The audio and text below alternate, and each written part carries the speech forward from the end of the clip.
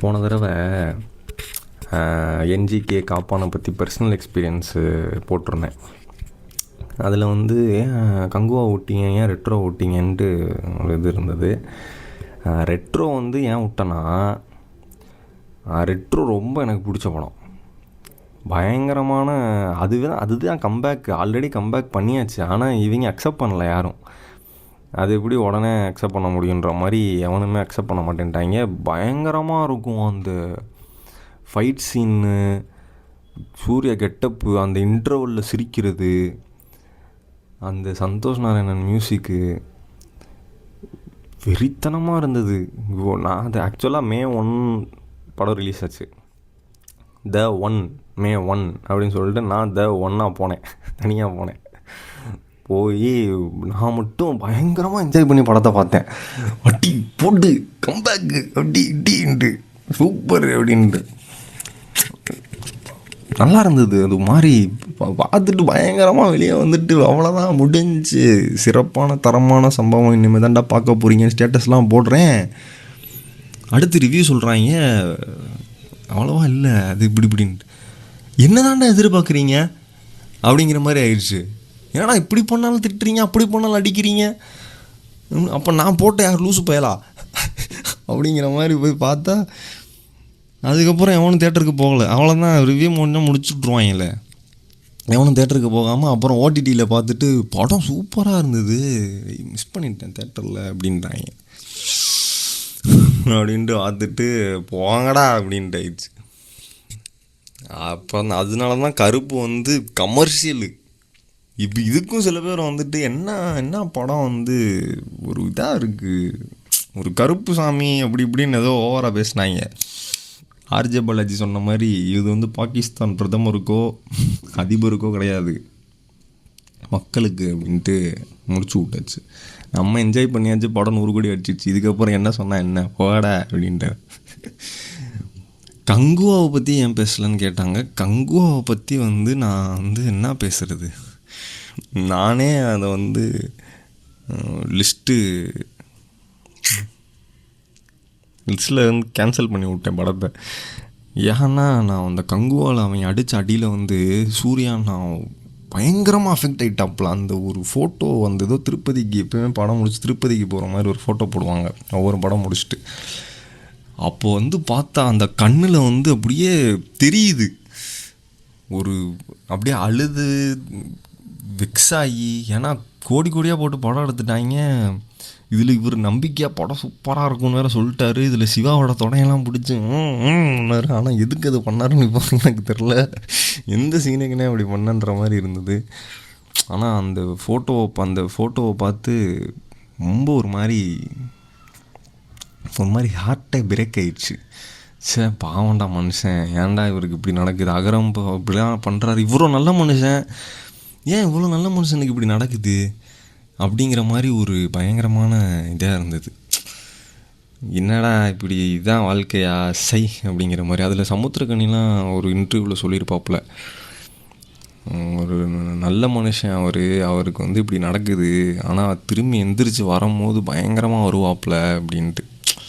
ஏன்னா அதுதான் இயற்கை. ஒரு தப்பே பண்ணாத ஒருத்தவனை போட்டு அடின்னு அடித்தா கண்டிப்பாக எதிர்பார்க்காத சமயத்தில் எந்திரிச்சா வருவான்.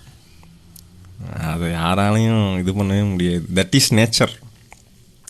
அது வந்து ரியல் லைஃப்பில் நம்மளுக்கும் இதாக செட் ஆகும், படத்தில் அவங்க ரியல் லைஃப் எல்லாத்துலேயும் செட் ஆகும். அதில் வந்து கங்குவாவில் என்ன மெயினான பிரச்சனைன்னு பார்த்தீங்கன்னா, அந்த திஷா பட்டாணி எதுக்கு வந்த நீங்கிற மாதிரி இந்த வந்து யோன்னும் போது அப்படியே யோன்னு இருந்துச்சு. இதில் வேற இவர் சூர்யானை வேற யோன்னு பேசுனா அப்படியே தேட்டரில் அப்போவே எனக்கு முடிஞ்சு போச்சு. ஃபஸ்ட்டு அந்த சீனை பார்த்தோன்னே படம் முடிஞ்சு, இனிமேல் நீங்கள் காட்டில் காட்டினாலும் ஒன்றும் நடக்காது அப்படின்ட்டு ஆயிடுச்சு.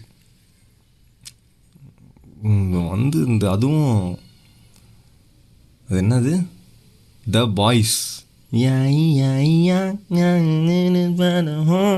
இன்ஸ்டாகிராம் ரீல்ஸு அதை எடுத்து நீ படத்தில் போட்டிருக்க சிறுத்தை சிவா அப்படிங்கிற மாதிரி அந்த சீன்லாம் எதுக்குன்னே தெரில.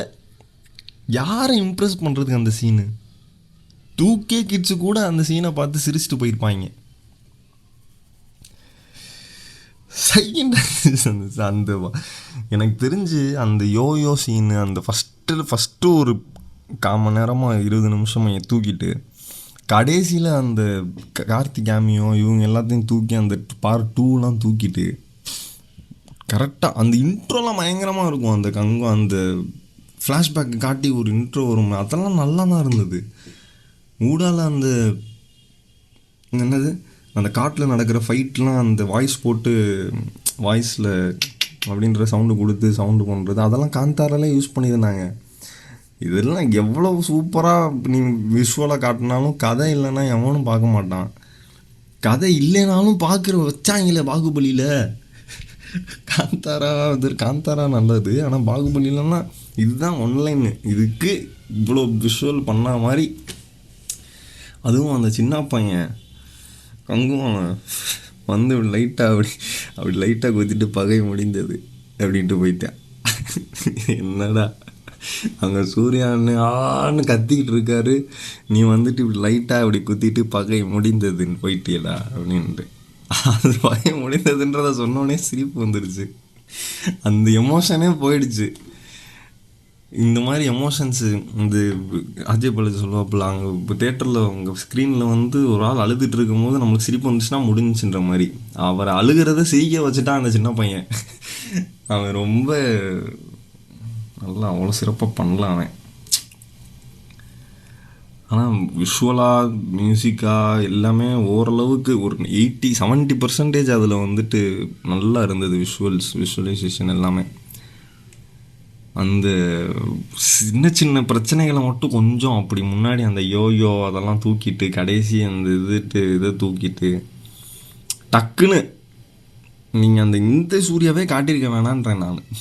ப்ரெசன்ட் சூர்யாவே காட்டாமல் ஃபுல்லாக பாஸ்ட்லேயே காட்டு, அந்த பாஸ்ட்லேயே படமாக வச்சு ஒரு மாதிரி பண்ணியிருந்தா ஓரளவுக்கு இந்தளவுக்கு அடிச்சிருக்க மாட்டாங்க.